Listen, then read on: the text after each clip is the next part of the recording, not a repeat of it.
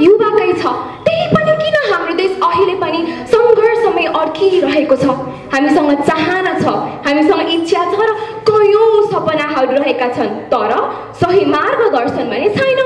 त्यसैले त म आएकी छु बोल्न युवाको नेतृत्व, दिगो विकास। युवा विकास र ऊर्जाको प्रतीक।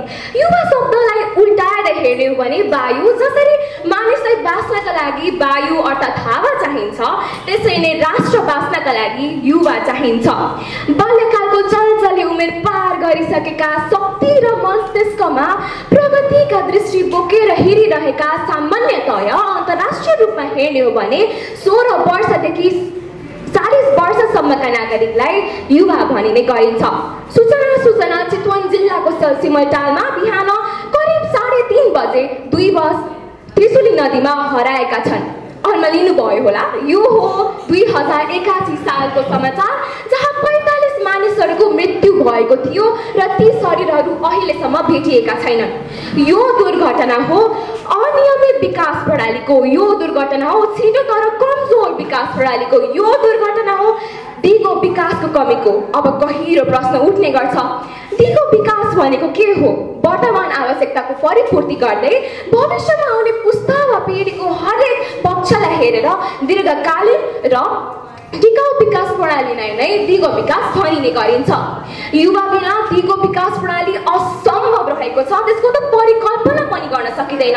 सामाजिक सञ्जाल प्रयोग गर्ने परिचालक मात्रै युवा होइनन्, युवा त भविष्यका निर्माणकर्ता पनि हुन्। युवासँग त्यस्तो के हुन्छ जसले दिगो विकासको खम्बाको निर्माण गर्न सक्छन्? 21औं शताब्दीमा प्रविधि र सूचनाको युगमा जन्मेका युवाहरूसँग अरू कसैसँग नभएको प्राविधिक शिक्षा र ज्ञान हुने गर्दछन्।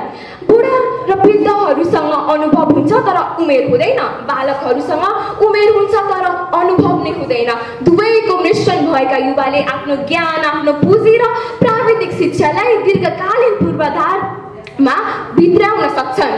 यति मात्र होइन, स्वच्छ ऊर्जा, वातावरणीय संरक्षण, समानता, धार्मिक निष्पक्षता र समानुपातिक समाज विकास प्रणालीमा पनि उनीहरूले विभिन्न प्रकारका उपायहरू निर्माण गर्न सक्छन्। उनीहरूले एकता र सामूहिक योजनाको माध्यमबाट नै दीर्घकालीन विकास पूर्वाधारका उपायहरू पनि वृद्धि गर्न सकेका छन्।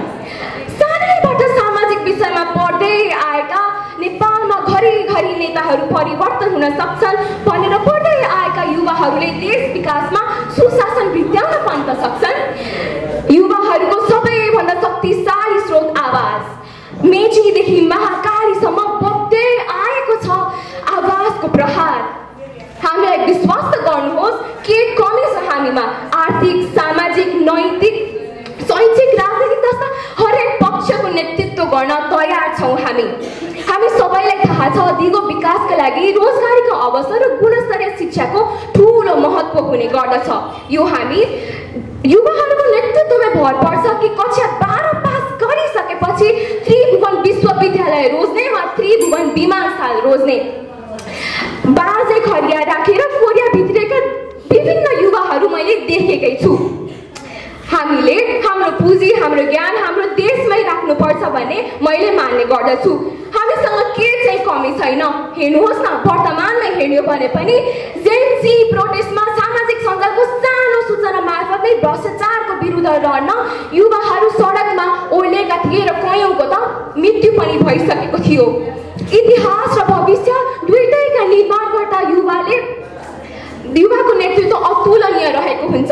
चाहे त्यो सडकको सानो फोहोर उठाउन किन नहोस् या देशभरि भ्रष्टाचारको अन्त्य नै नगर्नुहोस्। अब मैले प्रश्न राख्न चाहन्छु, हात उठाउनुहोस्। यहाँबाट कति युवाहरू तयार र तटस्थ हुनुहुन्छ आत्मविश्वास, निडरपन र समय पालनको साथ मसँग दिगो विकासको नेतृत्वमा अगाडि बढ्न? मलाई पक्कै पनि थाहा छ र विश्वास छ यहाँ सबैजना हुनुहुन्छ। नेल्सन मण्डेलाले भन्ने गरेका थिए, youth are the leaders of tomorrow. तर म भन्ने गर्छु, नेपालका युवाहरू भविष्यको नेता मात्र होइन, वर्तमानका परिवर्तनकर्ता पनि हुन्। यति भन्दै मेरो भनाइ यहाँ टुङ्ग्याउन चाहन्छु। धन्यवाद।